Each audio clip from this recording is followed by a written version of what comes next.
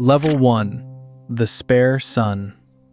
You were born around 540 BC in the city of Sparta, and here's the first thing you need to understand about your world. You were never supposed to matter. Your father is King Anaxandridas II of the Aegead royal line, a family that claims to descend from the demigod Heracles himself. Divine blood. But blood only gets you so far when you're not the firstborn. You have an older half-brother named Cleomenes. He is the heir. He gets the throne. Then you have a full older brother, Dorius, a strong, proud warrior everyone assumes will be a great man. And then there's you. And another brother, Cleombrotus, right beside you. Do the math. For you to ever become king, both of your older brothers would have to die without leaving a son behind. It's not going to happen. You are the backup to the backup, the spare part. And in Sparta, that fact changes everything about your childhood. Level 2. The agoge. You are 7 years old, and the state comes to take you. In most of the Greek world, the son of a king would be pampered, tutored, protected. Not here. Because you are not the firstborn heir, Spartan law does not exempt you. So at 7, you are pulled from your mother and thrown into the agoge, the most brutal state upbringing in the ancient world. Think about what that means. You are the son of a king, and you are sleeping outside in the cold on beds of reeds you cut yourself. You are given one thin cloak for the whole year. You are deliberately underfed and encouraged to steal food to survive, and beaten if you get caught. Not for stealing, for being caught. This is where you learn the phalanx, the shield wall where every man's shield protects not himself, but the man beside him. You learn that the individual is nothing, and the line is everything.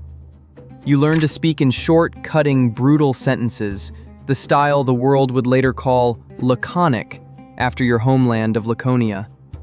Here's the surprising part. This might have been the best thing that ever happened to you.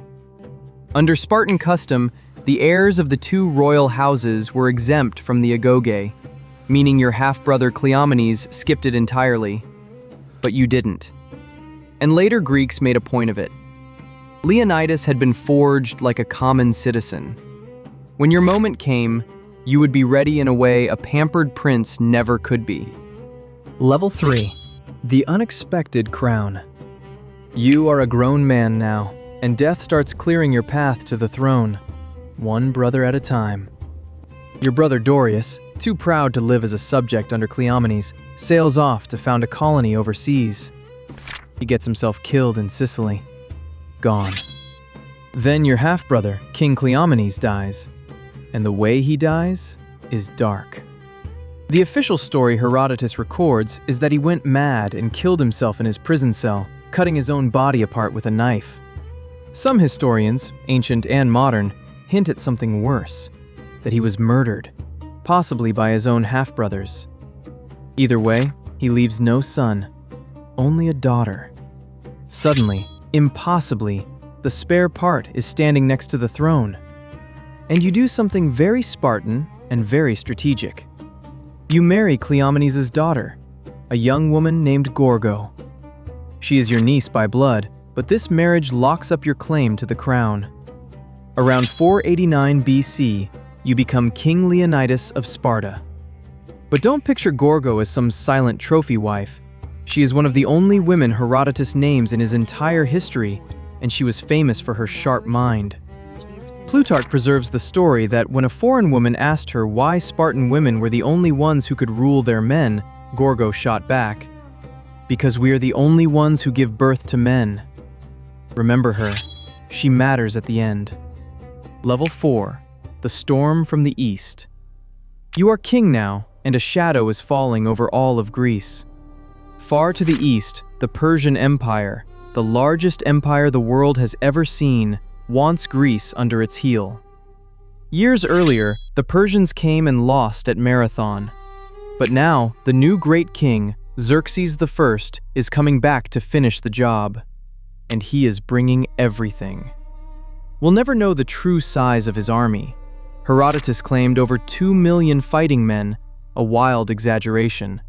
But sober modern scholars still estimate the force at somewhere between 120,000 and 300,000 soldiers. It is a human flood pouring across a bridge of boats into Europe. City after city surrenders, giving Xerxes earth and water as a token of submission. The Greeks are terrified and divided, and when they look for someone to lead the defense, they turn to Sparta. They turn to you. Level 5. The prophecy. Before you march, Sparta does what Greeks always did before a great decision. They send to the oracle at Delphi, the priestess believed to speak the will of the god Apollo. The answer that comes back is not comforting. It is a death sentence dressed up as poetry. The oracle says that either the great city of Sparta will be destroyed by the Persians, or a Spartan king, a descendant of Heracles, must die. Read that again. Your city or you. There is no version of this prophecy where you go home, and you understand it completely. You are a descendant of Heracles. The oracle is describing your grave. So here's the decision that defines you. You don't hide from it. You lean into it. Level 6. The 300. There's a problem. It's the season of the Carneia, a sacred religious festival, and Spartan law forbids the army from marching to war during it. It's the same law that made Sparta show up late to Marathon years before. But Xerxes will not wait for your festival. So the leaders make a compromise. An advance guard will go now, and the full army will follow when the festival ends. And you, the king, will lead that advance guard yourself. You are allowed to take 300 Spartan citizen soldiers, and the way you choose them tells you everything about what you already know is coming. You pick only men who have living sons. Think about the cold logic of that. You are not choosing the strongest or the youngest.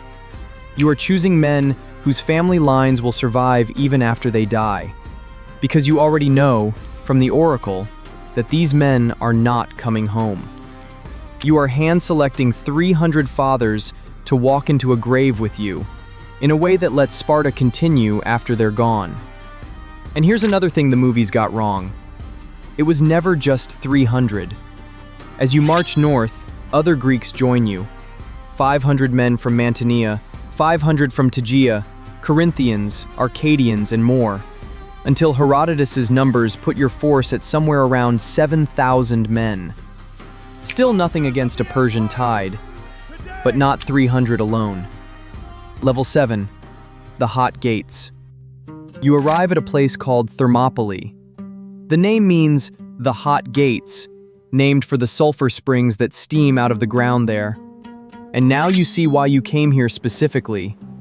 On one side, sheer mountains. On the other, the sea. And between them, a coastal pass so narrow that in places a few men standing shoulder to shoulder can block it completely. This is the great equalizer. Xerxes has hundreds of thousands of men, but he can only funnel a few hundred at a time into that gap. Numbers stop mattering. Discipline starts mattering. And nobody on earth has more discipline than you and your Spartans. Xerxes arrives and waits 4 days, expecting this tiny force to see his army and simply run. You don't move. So he sends messengers demanding you lay down your weapons. Your answer, according to Plutarch, becomes two of the most famous words in human history. Molon, Labe. Come and take them. Level 8. 3 days in hell. Day 1. Xerxes sends in waves of soldiers, the Medes first, expecting to sweep you aside. Instead, your phalanx grinds them to pieces in the narrow pass. Their shorter spears can't reach you. Their numbers can't help them. The bodies pile up. Herodotus says Xerxes leapt up from his throne in fear for his army 3 times. Then he unleashes his best. The immortals, his 10,000 elite royal guard, the most feared soldiers in the empire. And in that pass, they die like everyone else. There's a story from these days that captures the Spartan soul perfectly. A local warns that the Persian archers are so many, their arrows will blot out the sun. A Spartan, Herodotus says it was a man named Leonidas, though it's often put in your mouth, just shrugs and says, "Good, then we shall fight in the shade." Day 2. Same story. Wave after wave. The pass holds. For 2 days, a few thousand Greeks have humiliated the greatest empire on earth. And then, at the end of day 2, everything falls apart. Not because of Persian strength, because of a single Greek man's greed. Level 9. The Betrayal. His name is Ephialtes, a local man from the region who knows these mountains. And for the promise of a Persian reward, he walks into Xerxes' camp and gives away the one secret that can undo you. There is a hidden mountain path, the anopaia path, that winds up over the ridge and comes down behind your position. A back door. You knew it existed. You'd posted a force of Phocian troops to guard it. But in the night, Xerxes sends the immortals up that path, guided by the traitor. The guards are caught off guard and scatter. At dawn on the 3rd day, the news reaches you. The Persians are coming down behind you. You are about to be surrounded. Trapped. The pass is lost. And now you make the choice that turns a king into a legend. Level 10. Tonight, we dine in Hades. You could all run. There might still be time. Instead, you send most of the Greek army away, to live, to fight another day, to defend Greece later. But you and your 300 Spartans stay. And so do 700 Thespians under their commander Thermopylae, who flatly refuse to leave, along with 400 Thebans. You stay because of the prophecy. You stay because a Spartan does not retreat. You stay because someone has to hold the line long enough for the others to escape, and to show all of Greece that Xerxes can be resisted. That morning, according to the later historian Diodorus, you tell your men to eat a good breakfast, because tonight you will all dine in the underworld, in the house of Hades. Then you march out, this time past the narrow wall, into the wider ground, to kill as many as you can before you fall. Level 11. The Last Stand. It is chaos and slaughter. Your men fight with a fury that terrifies the Persians. So much so that their own officers have to whip them forward into your spears. Spears shatter. So you fight with swords. And then, in the words of Herodotus, the survivors defend themselves. With swords, if they still had them, and with hands and teeth. And somewhere in that storm, you fall. King Leonidas, around 60 years old, cut down in the fight. But it's not over. Because now a savage tug-of-war erupts over your body. The Persians surge forward to seize the corpse of the king as a trophy. Your Spartans throw themselves at them to save you. Herodotus writes that there was a great struggle over Leonidas's body, till the Greeks of their valor dragged it away and 4 times put their enemies to flight.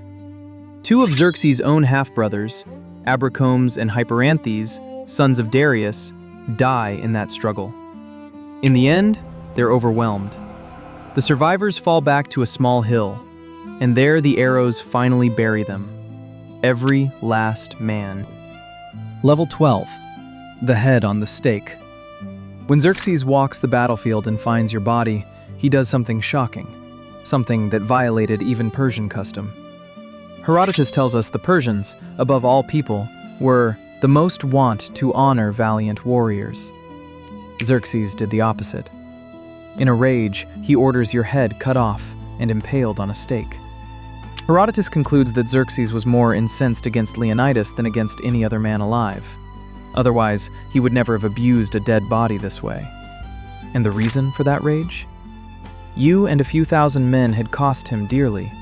Herodotus put the Persian dead at around 20,000, against roughly 4,000 on the Greek side. That's how much you got under his skin. Even after death, he couldn't let you rest. But here's the thing Xerxes never understood. He won the pass, and he lost the war. Level 13. The Price and the Payoff.